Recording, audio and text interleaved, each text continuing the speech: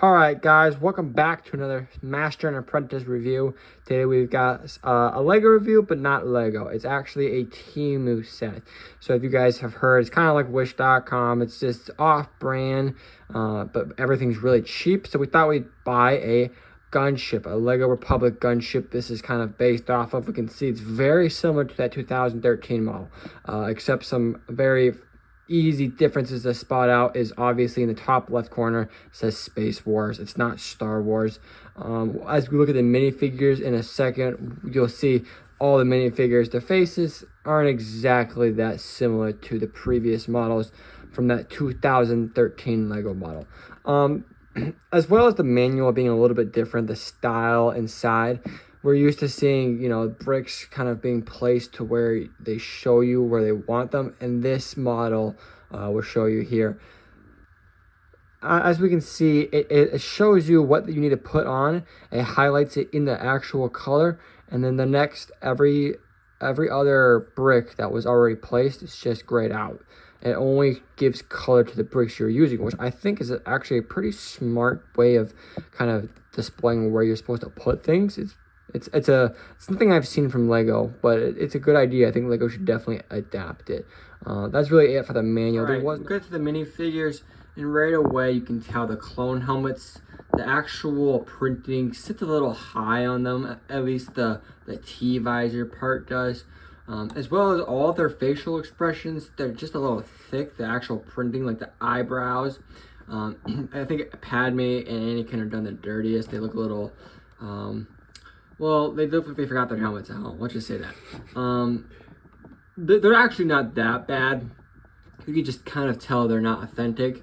The plastic on them isn't too bad. And the best part is we actually get an engagement ring that Anakin gives to Padme. We all know that scene from episode 2. Minifigures they're not bad. They're definitely not the point of this set though for me. All right, we come to the actual set, and the set is pretty good, big. It was an easy build most of the way through. There's a couple of things that are pretty negative to start off with. The first is the sliding door. It is very, very wobbly. You don't have to do much, and the thing just falls right off. It's really not that good. As well as the turrets are in front of the door. The ball turrets, all of them are super loose. It feels like if you move the ship, they're just going to kind of move with it. I mean, if you Athen picks it up real quick without breaking it. Oh gosh, I can't do that. Picks it up. You can tell, okay, he's not doing it very good. Pick it up better. Oh, the ball turret to the very front? Yeah. Look at that. These things. They just move way too easy for a ball turret. It looks good. It works pretty good for the most part. There's not a lot of play functions. One of the first ones is the storage compartment in the front. This again is kind of the same thing we see in that 2013 gunship Lego model. It has just a little barrage of missiles, extra flick file missiles you can store in there. Nothing crazy unique with that, but it is kind of similar to that 2013 model, as well as all the storages above the cargo area. I guess those open up. Nothing crazy big, just you can fit blasters, studs in there. The ball turrets for both of them, on the one on the actual side, the laser turret, it's not an actual ball, which is fine because it's kind of hard to make a ball and then fit a guy in there. So it's acceptable. And then the ball turret on the ship on the wing, it has some pretty good stickering in there. The actual, all the balls, they're actually printed. They're not stickers, which is nice. I mean, I'm not giving that high ranks as is Temu, so there's that. But the cockpits as well, all of the ball pits, cockpits, they're all pretty good for the most part. None of them are not spacey enough. You can put the minifigures in there pretty easy, all things being said. So we come to the back of it, and it's pretty spacey altogether right here. Again, it's pretty similar to that 2013 model. So there you saw Athen playing with the top right there. We had the flick fire missiles, very similar again to that 2013 model. They do kind of spread out there like that. Very nice, very spacey. And then we come to the actual back. You have the little ball turret on top. It's just there for looks, doesn't really do anything. but it looks good, accurate. Then we come to the actual back. The back opens up, and it does have this nice speeder that slides in and out very well. For Temu even, it works just perfectly. Again, very similar to that 2013 model. This works perfectly. It's a nice little play feature, a nice little play function that just adds to it. Then we see those doors back there, just very, very loose. I mean, it doesn't look like it's held on by very much, and that's because it's not. And then when we come to the top of it, we can see we have the engines. The engines are done.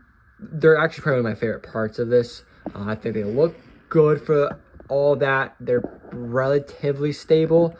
I don't know, I haven't thrown it at a wall yet, but they look good. They're stable enough. They work just great. And the last thing we really have is that handle. On top we see the handle that you can slide in and out. This is, similar to almost all the gunship models we've had in the past. All of them have that handle in the middle. You can just pick it up and play with it. It's very nice to move around.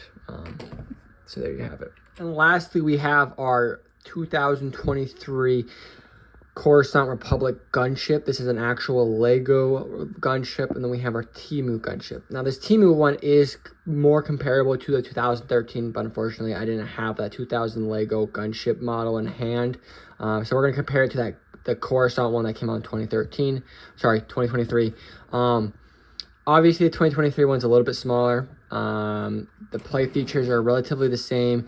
As you look at them, the cockpit is very similar in size. The biggest difference in size, though, it comes in at those wings. You can look at those wings right there.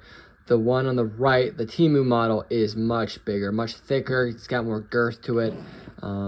As well as the ball turrets. They didn't really give you much of that on the gunship, which is fine because they gave you more play functions on the gunship from 2023. But the Temu one, I mean, it doesn't have as many play functions, but it actually looks more accurate, which is just kind of crazy to say because it's not even Lego, right? Messed up in a way. Then the last comparable thing is the inside of both gunships. The 2013 Temu one is much more bigger inside, whereas the 2023 gunship is a lot tighter in space. It's harder to fit somebody in there. The 2013 Temu one, you can just stick your hand in there. You can fit a couple of guys, whereas the 2023 gunship, you've got to do a lot more work just to get a couple guys in there.